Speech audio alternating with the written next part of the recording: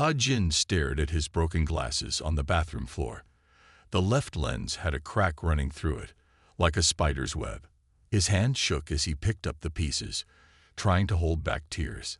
It was the third pair this year, and his grandmother couldn't afford to buy new ones again. The bathroom lights flickered above him. Ta Jin didn't notice. This happened so often around him that it seemed normal now. Outside, he could hear Du-han and his friends laughing as they walked away from the school bathroom. They had pushed him again, called him weird, called him poor. The usual stuff. Just 2 more years, Ta Jin whispered to himself. 2 more years of high school, then he could leave. Go somewhere else. Somewhere better. He splashed cold water on his face and looked in the mirror. A skinny 17-year-old boy with messy black hair looked back at him. His school uniform was too big. It had been bought to grow into because new uniforms were expensive. His grandmother always tried her best, working late at her small restaurant to take care of him. But money was tight. The bell rang. Ta Jin was late for science class again. He hurried through the empty hallways, keeping close to the walls. The lights continued to flicker as he passed. When he finally reached the classroom, Mrs. Park just sighed and pointed to his seat. She had stopped scolding him for being late. She knew why it happened. Ta Jin sat at his desk in the back corner, next to the window. It was his favorite spot because he could look at the sky when things got bad. Today, something was different about the sky. There were strange patterns up there, like ripples in water. He blinked hard, but they didn't go away. Hey, freak! A paper ball hit the back of his head. Du-han sat 2 rows behind him. Nice glasses. Oh wait, more quiet laughter. The lights in the classroom began to flicker wildly. Mrs. Park looked up, annoyed. Not again. This school needs better electricians. Ta Jin tried to focus on his textbook, but the patterns in the sky kept catching his eye. They were moving now, shifting like curtains in the wind. Had they always been there? Had he just never noticed them before? His phone buzzed in his pocket. Another thing that happened a lot around him. Phones acting weird, computers crashing. The screen showed random numbers and letters before going black. After class, Ta Jin waited until everyone left before getting up. But Du-han was waiting in the hallway with his friends. Going somewhere. Du-han stepped in front of him. He was tall, handsome, from a rich family. Everything Ta Jin wasn't. The hallway lights began to pulse. Ta Jin felt something strange inside him, like electricity under his skin. The patterns in the sky outside the window were moving faster now, swirling like a whirlpool. "Leave me alone," Ta Jin said quietly. His voice sounded different, even to himself. Deeper, stronger. Du-han reached out to push him, but stopped. The air between them seemed to bend, like looking through curved glass. The bully stepped back, confused. What are you doing?" Du-han's voice shook a little. Ta Jin wasn't doing anything. At least he didn't think he was, but he could feel something building inside him. Something powerful and strange and scary. The patterns in the sky turned into a spiral, and for just a second, Ta Jin thought he saw another world through them.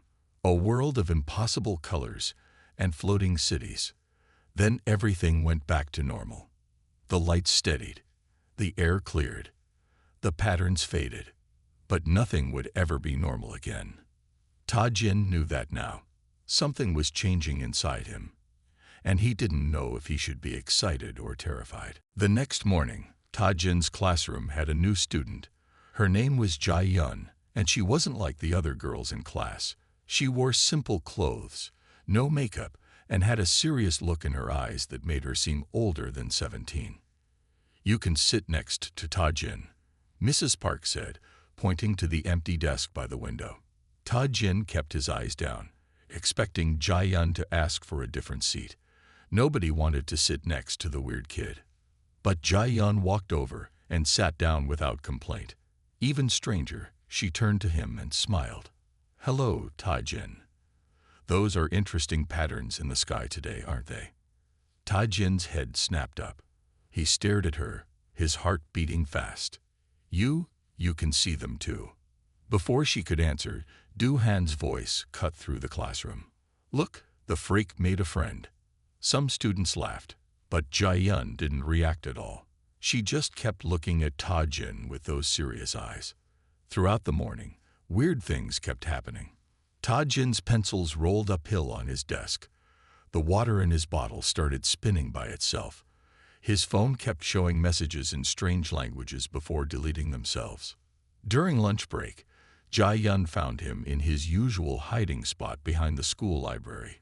We need to talk, she said, sitting next to him on the concrete steps. About what? Ta-Jin asked, even though he knew. About the patterns. About the strange things that happened around him. About everything. About who you are, Jia-Yun said. She pulled out an old book from her bag. Its cover was made of dark leather and had no title. You're not weird or strange, Ta-Jin. You're special. You're what we call a gateway. The word made the air feel heavy around them. In the sky, the pattern swirled faster. A what? A gateway. Someone who can see and touch the spaces between worlds. Jia-Yun opened the book, showing him pages filled with drawings of swirling patterns, the same ones he saw in the sky. There aren't many of us left. We've been waiting for someone like you for a long time. Ta-Jin shook his head. This is crazy.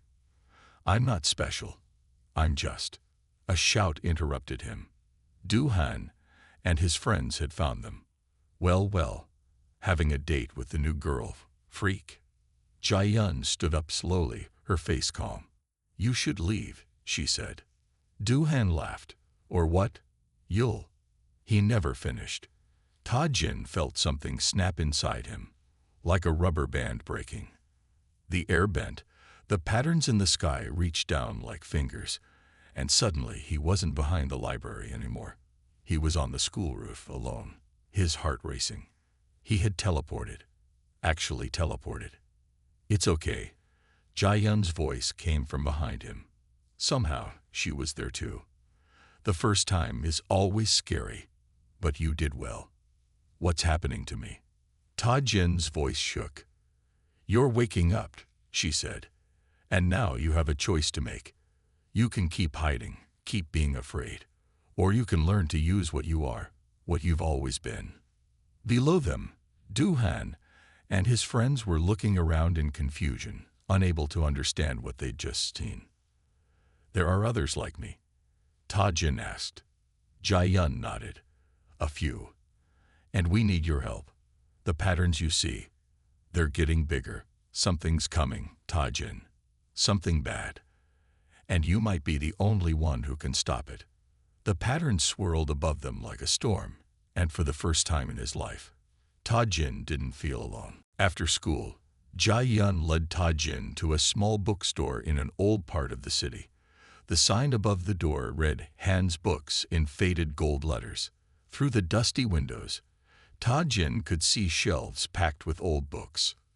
This is where you'll train, Jia-Yun said, opening the door. A small bell rang as they entered. The inside of the store smelled like old paper and tea. An old man sat behind the counter, reading a newspaper. He looked up and smiled warmly at Ta-Jin. His eyes were bright and sharp despite his age. Welcome, young gateway, the old man said, standing up. I am Master Han. I've been waiting to meet you. Ta-Jin bowed politely, but his mind was full of questions. How will a bookstore help me learn about whatever this is? Master Han laughed. This isn't just a bookstore. He walked to a shelf and pulled a red book halfway out. There was a click, and the entire bookshelf swung open like a door. Behind it was a large room that shouldn't have been possible. The walls were covered in mirrors, and strange symbols glowed on the floor. The patterns Ta-Jin saw in the sky were here too, but they were clearer, more controlled. This is amazing, Ta-Jin whispered. This is just the beginning. Master Han said. Jia-Yun, show him the basics while I make tea. Jia-Yun led Ta-Jin to the center of the room. The first thing you need to learn is control. When you feel strong emotions, Your power leaks out. That's why strange things happen around you. She held up her hand, and the air bent around it like water. You need to learn to do this on purpose, not by accident. For the next hour, Ta Jin tried to copy what Jia Yun showed him. At first, nothing happened. Then, when he was about to give up, his hand tingled, and the air rippled. Good. Jia Yun smiled. Now try to hold it. The ripple lasted for 3 seconds before disappearing. Ta Jin felt tired, but happy. It was the first time he'd made something weird happen on purpose. Master Han returned with tea and watched Ta Jin practice. You have natural talent, he said, but talent isn't enough. You need discipline, focus, and time. Jia Yun added, we don't have much of that. Ta Jin looked at them both. Why not? What's coming? Master Han's face grew serious. The patterns you see are walls between worlds. They're getting weaker. There are things that want to break them completely. If they succeed, all worlds will collapse into one. Billions will die. Ta Jin felt cold despite the warm tea. And I'm supposed to stop this. I can barely make the air move. You'll learn, Master Han said firmly. You must. When Ta Jin left the bookstore that evening, his head was spinning with everything he'd learned. He was so distracted that he didn't notice Du Han and his friends waiting around the corner. There you are, freak, Du Han said. Let's talk about what happened at school today. But something was different now. Ta Jin stood straighter, looked Du Han in the eye. The air rippled slightly around his hands. No, Ta Jin said clearly. We're done talking. The lights on the street flickered, but this time Ta Jin knew why. This time, he was in control. Du Han stepped back, confused by this new confidence. For the first time, he looked uncertain. Ta Jin walked past them, his heart beating steady and strong.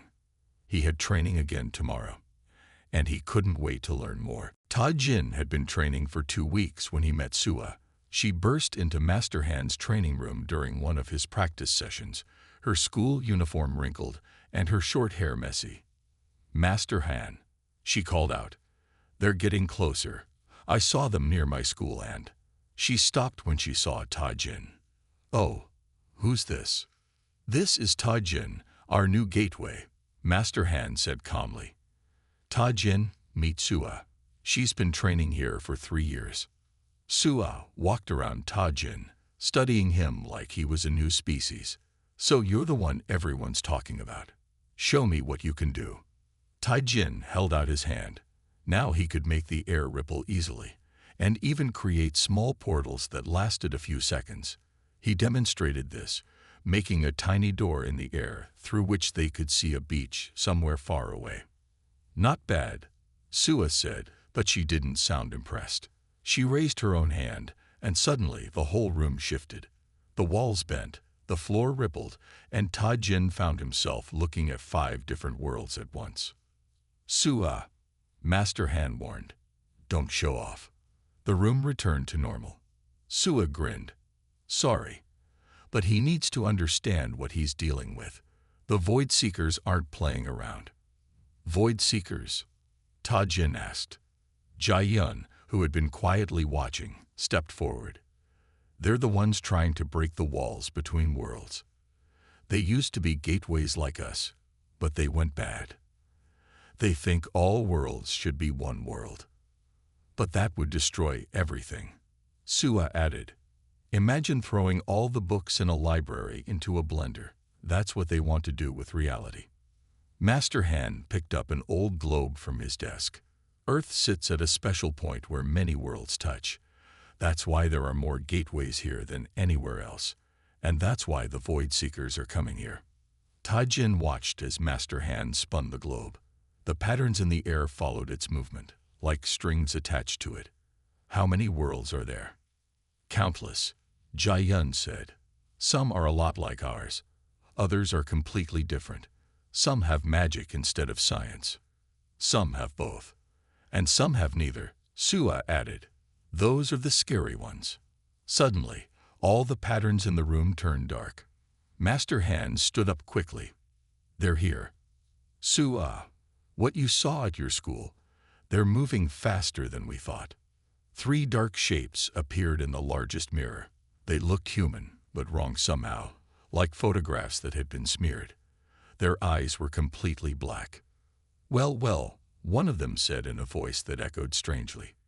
The old man found another one. Master Hand stepped in front of his students. "You're not welcome here." The shapes laughed. "Soon we'll be welcome everywhere. All worlds will be one world. All people will be one people. And there's nothing you can do to stop it." The mirrors cracked, and the shapes disappeared. But the room felt colder, and Tajin could still hear their laughter. "What do we do?" he asked. "We train harder," Sua said firmly. "And we fight." Jaiyun nodded. "The Void Seekers think merging all worlds will bring peace. They don't understand it will only bring destruction." Master Han looked at each of his students. "Together, we might have a chance. Tajin, are you ready to really begin?" Tajin thought about his grandmother, about his school, about all the normal people who had no idea what was coming. He nodded. "I'm ready." Tajin's grandmother was coughing again. He stood in the doorway of their small apartment, watching her try to cook dinner despite being clearly sick. His heart felt heavy in his chest. "Grandmother, please rest. I can make dinner," he said, moving toward the kitchen. She waved him away with a weak smile. "I'm fine, just a little cold." But her face was pale, and her hand shook as she stirred the soup. Later that night, Tajin sat in his room, staring at his hands. He could open portals now, see other worlds. Surely he could use his power to help his grandmother. Maybe there was a world with better medicine, or healers who could fix any illness. His phone buzzed. It was Jaiyun. "Missing training. Where are you?" He had forgotten about training. Everything felt different now that his grandmother was sick. The fate of the universe seemed less important compared to helping the person who had raised him. There was a knock at his window. Sua was floating outside, sitting cross-legged in the air, as if it was perfectly normal. Tajin quickly let her in. "You can't skip training," she said. "Not now. The Void Seekers are getting stronger." "My grandmother is sick," Tajin said. "I need to help her first." Sua's face softened. "I understand. But using gateway powers to change personal things, it's dangerous. It upsets the balance." Before Tajin could argue, they heard footsteps in the hallway outside his room. Both of them froze. The door opened. Duhan stood there, his eyes wide with shock at seeing Sua floating slightly above the floor. "I knew it," Duhan whispered. "I knew you were doing something weird." He pulled out his phone, showing a video he had recorded. It showed Tajin disappearing and reappearing during training behind Master Han's shop. "Delete that," Sua said, her voice hard. Duhan smiled, but it wasn't a nice smile. "No, I don't think I will. In fact, I think a lot of people would be very interested in this." The air in the room got heavy. Patterns swirled around them all. But before either Tajin or Sua could do anything, new shapes appeared in the shadows of the room. The Void Seekers, their dark forms seemed to drink in the light. Indeed, one of them said to Duhan, "We are very interested." Sua moved fast, creating a shield of bent space around herself and Tajin. But the Void Seekers weren't attacking. They were talking to Duhan. "You feel powerless, don't you?" Their voice echoed. "Watching them do impossible things while you remain ordinary. We can change that." Duhan's eyes gleamed. "You can give me powers like theirs. Better powers. All you have to do is help us." Tajin stepped forward. "Duhan, don't listen to them. They want to destroy everything." But he could see in Duhan's face that the bully wasn't listening. Years of wanting to be special, to be more than just another rich kid. It was all over his face. "Deal," Duhan said. Dark energy flowed from the Void Seekers into Duhan. His eyes turned black. then glowed with a purple light. When he smiled now, his teeth looked sharp. "Time to change the balance of power," Duhan said, his voice echoing like the Void Seekers. Sua grabbed Tajin's arm. "We need to go. Now." As they escaped through a portal, Tajin looked back. His grandmother was standing in the doorway, watching everything with sad but unsurprised eyes. She had known. Somehow, she had always known what he was. Master Han's bookstore wasn't safe anymore. Duhan had shown the Void Seekers everything he knew, and now they were coming. "Pack only what we need," Master Han said, taking old books off the shelves. His hands moved quickly, sorting through years of collected knowledge. The safe places are getting fewer. Tajin helped Jiayun and Sua gather training equipment. His mind kept going back to his grandmother. After the fight, she had hugged him and said, "Your grandfather was like you. He protected us all until the end." Now he understood why she had never seemed surprised by the strange things that happened around him. Suddenly, the lights went out. The patterns in the air turned dark purple, the same color as Duhan's new powers. "They're here," Sua whispered. The front door of the bookstore exploded inward. Duhan walked in, but he looked different now. Dark energy crawled over his skin like living shadows. Behind him came his old friends from school, their eyes now glowing with the same purple light. "Thanks for the training space," Duhan said, his voice echoing strangely. "We'll take it from here." Master Han stepped forward. "You don't understand what you're doing, boy. The power they gave you, it's eating you from inside." "No," Duhan smiled, showing teeth that had grown sharp. "I understand perfectly. They showed me the truth. All these separate worlds, all these divisions, they're the problem. When everything is one, there will be no more bullies, no more victims. Everyone will be the same." "That's not unity," Jiayun said. "That's destruction." Duhan raised his hand, and dark energy shot out like lightning.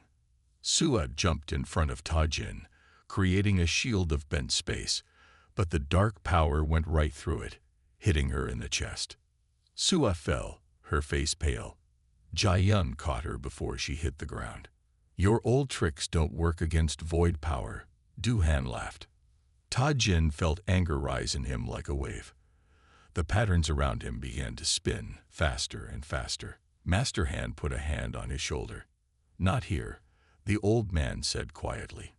"There's too much knowledge in these books, too many secrets. If they get them..." Tajin understood. They couldn't fight here, but running felt wrong. Duhan attacked again, this dark power reaching for the bookshelves. Master Han moved faster than Tajin had ever seen him move. The old man's hands created complex patterns in the air, and suddenly all the books vanished. "Where did you send them?" Duhan demanded. "Somewhere you'll never find them." Master Han smiled. Then he looked at Tajin. "Go, take the others. I'll hold them off." "But..." "Go." Jiayun was already opening a portal, supporting the injured Sua. Tajin hesitated for just a moment, then jumped through with them. The last thing he saw was Master Han facing down Duhan and his dark-powered gang, the old man's hands glowing with years of gathered power. They emerged in an empty train station. Sua was breathing heavily. The spot where the dark energy had hit her was spreading like a bruise. "We need to get her help," Jiayun said urgently. "I know where to go," Tajin said. "My grandmother. She knew about my grandfather being the gateway. Maybe she knows how to help Sua too." The patterns in the air were getting darker everywhere now. Time was running out. "Master Han," Sua whispered weakly. "He sacrificed everything to protect the knowledge." "No," Tajin said firmly. "He sacrificed everything to protect us, and we're going to make it count." Tajin's grandmother looked at Sua's wound with worried eyes. The dark energy had spread across half her chest now, like spilled ink under her skin. "I've seen this before," his grandmother said softly. "In the last war between gateways and void seekers. Your grandfather fought them too." She went to an old chest in her room and pulled out a small box made of dark wood. Inside was a crystal that glowed with soft blue light. This helped him heal others who were touched by the void, she explained. But using it takes great power. Tajin took the crystal. It felt warm in his hand. I'll do whatever it takes. But before he could try to help Sua, the air turned dark. Outside their apartment windows, the sky was changing. The patterns weren't just visible anymore. They were breaking. They're doing it, Jai-yun said, her face pale. They're starting to break down the walls between worlds. Through the windows, they could see impossible things. Flying cars passing next to horse-drawn carriages. Buildings from different times and places overlapping. People walking down the street suddenly found themselves sharing space with dinosaurs and creatures that had never existed in their world. Screams started rising from the streets. We have to stop this, Tajin said. Sua tried to sit up, wincing in pain. But how? Duhan has Master Han's training room now. All that power, all that knowledge. No, Jai-yun shook her head. Master Han sent the books away, remember? Duhan only has the room. Tajin's grandmother touched the crystal in his hand. Your grandfather had a saying, power isn't in places or things, it's in the connections between people. Suddenly, Tajin understood. That's why the Void Seekers want to make everything one. They don't understand that it's our differences that make us strong. The building shook. Through the breaking patterns in the air, they could see Duhan and his gang floating above the city. Dark energy poured from them into the sky, tearing bigger holes between worlds. Look at it. Duhan's voice boomed across the city. No more separation. No more being different. Everything will be one. But something was wrong. Where the worlds were merging, things weren't joining smoothly. They were destroying each other. A building from another world appeared inside an existing one, shattering both. People who found themselves sharing the same space simply disappeared. He's killing everyone, Sua whispered. Tajin looked at the crystal, then at his friends, then at his grandmother. I won't let this happen. He stood up and walked to the window. The crystal glowed brighter in his hand. He could feel power flowing from it, but also from something else. From Jai-yun's determination, from Sua's bravery, from his grandmother's love. The patterns around him began to glow with the same blue light as the crystal. What are you doing? Jai-yun asked. Making a connection, Tajin said. He raised his hand, and blue light shot into the sky, pushing back against the darkness. Duhan turned toward him, his face twisted with void energy. You can't stop this. I'm not trying to stop it alone, Tajin said. The crystal's light spread through the breaking patterns, touching everyone in the city. For a moment, every person could see what Tajin saw, the beauty of different worlds existing side by side, connected but not merged. And in that moment, they began to push back against the void together. The blue light from Tajin's crystal spread across Seoul like a wave. As it touched people, they began to understand what was happening. Instead of running in fear, they started to work together. Other gateways hidden throughout the city felt the call. They emerged from their hiding places, adding their power to Tajin's light. Impossible, Duhan growled from above. His dark powers were still tearing holes between worlds, but now he was meeting resistance. Sua stood up, the crystal's light healing the void energy in her chest. Nothing's impossible when people work together. Jai-yun created portals all around the city, helping people escape from dangerous merge areas. Through one portal, Tajin saw Master Han. The old man was alive, though tired, and he was gathering other gateway teachers. The knowledge is safe, Master Han called through the portal. And now it's time to use it. The gateway teachers began to chant in ancient languages. The patterns in the air responded, trying to heal themselves. But Duhan wasn't finished. His gang spread out across the city, touching people with void energy, turning them into more followers. Their eyes glowed purple as they joined in breaking reality. You see, Duhan shouted, people want this. They want to be special. Then something unexpected happened. One of Duhan's original friends, Minho, looked at his hands in horror. The void energy was starting to hurt him. Duhan, Minho called out, his voice shaking. Something's wrong. This power, it's burning. Other void-touched people began to feel it too. The power that had felt so good at first was now causing pain. Duhan felt it as well. His face showed fear for the first time. No, this isn't what they promised. The Void Seekers appeared around him, their dark forms more solid than ever. Of course it hurts, they said. Breaking reality isn't supposed to be comfortable. You lied to me, Duhan said. We showed you what you wanted to see. The Void Seekers answered. Your jealousy, your anger. It made you so easy to use. Tajin raised the crystal higher. Duhan, help us fix this. Why would he help you? The Void Seekers laughed. You're the one who made him feel small, feel weak. But Duhan was looking around at his suffering friends, at the city being torn apart. No, he said quietly. Then louder. No, I wanted to make things better, not destroy everything. He turned to face the Void Seekers. Dark energy still covered him, but now he fought against it. Minho. Everyone. Push back. Duhan's gang members, fighting through their pain, began to resist the void energy. As they did, the blue light from Tajin's crystal touched them, helping them break free. Traitor, the Void Seekers howled. They attacked Duhan with pure darkness. But Tajin was ready. He opened a portal right next to Duhan and pulled him through, away from the attack. They landed next to Sua and Jaiyun. Why? Duhan asked, looking at Tajin. Why save me after what I did? Because that's what gateways do, Tajin said. We don't destroy connections. We make them stronger.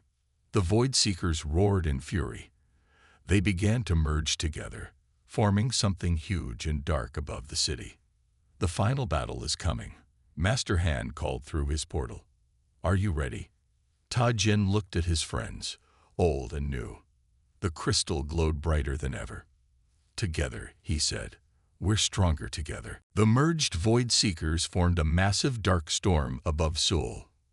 Lightning made of pure darkness struck buildings, turning them into bridges between worlds. The sky filled with multiple suns and moons from different realities. If we don't stop them now, everything ends, Master Han said. He stood with other gateway teachers in a circle around Tajin. The crystal in Tajin's hand pulsed with blue light. He could feel everyone's power flowing into it. Jaiyun's strength, Sua's courage, even Duhan's desire to make things right. We need to close all the holes between worlds, Jaiyun said, but they're too many. Tajin's grandmother stepped forward. There's a way. Your grandfather found it, but the price was high. What price? Tajin asked. To close the gaps, someone must go to the space between worlds. They might never return. The dark storm grew larger. More buildings began to merge and collapse. People screamed as reality itself started to break. I'll go, Tajin said. No, several voices shouted at once. But Duhan stepped forward. His eyes were clear now, free of the purple glow. It should be me. I helped cause this. It has to be me, Tajin said firmly. The crystal chose me, and I won't be alone. He looked at his friends. I'll have your power with me. His grandmother hugged him tight. Your grandfather would be so proud. Master Han and the other teachers began to chant. The patterns in the air formed a door unlike any portal Tajin had seen before. Through it, he could see the space between worlds, a place of swirling colors and floating fragments of reality. When you're there, Master Han explained, use the crystal to pull the broken pieces back together, like sewing a torn cloth. Tajin nodded. He looked at his friends one last time. Keep the connection strong. Then he stepped through the door. The space between worlds was beautiful and terrifying. He could see pieces of every reality floating past him. The Void Seeker's storm raged here too, trying to force everything to merge. Ta-Jin held up the crystal. It glowed brighter than ever, filled with the power of everyone he loved. He began to pull the fragments of reality back where they belonged. The Void Seekers attacked him with all their darkness, but every time they struck, the crystal's light grew stronger.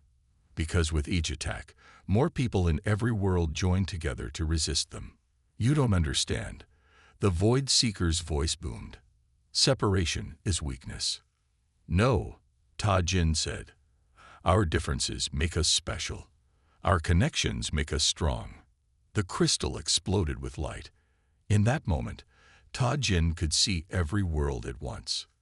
He saw infinite possibilities, infinite ways of being, and he saw the patterns that connected them all, not merging, but dancing together in perfect balance. The Void Seekers screamed as their darkness was pushed back. The holes between worlds began to close. Ta-Jin felt himself falling. Then hands grabbed him. Jai-Yun, Sua, Du-Han, all reaching through a portal to pull him back. He woke up in his grandmother's apartment. The sky outside was normal again. The patterns were still there, but healthy now, flowing naturally between worlds. Did we win? He asked weakly. His grandmother smiled. Look outside. All across the city, people were helping each other rebuild. Former bullies worked alongside their old victims. Gateway teachers shared their knowledge openly. The barriers between people had broken down, even as the barriers between worlds were restored. What happens now? Sua asked. Now, Ta-Jin said, standing up, we become what we were meant to be. Not destroyers or rulers, but guardians, protecting the connections between all worlds and all people. The crystal glowed softly in his hand, ready for whatever challenges would come next. But this time, he wouldn't face them alone. He never would again.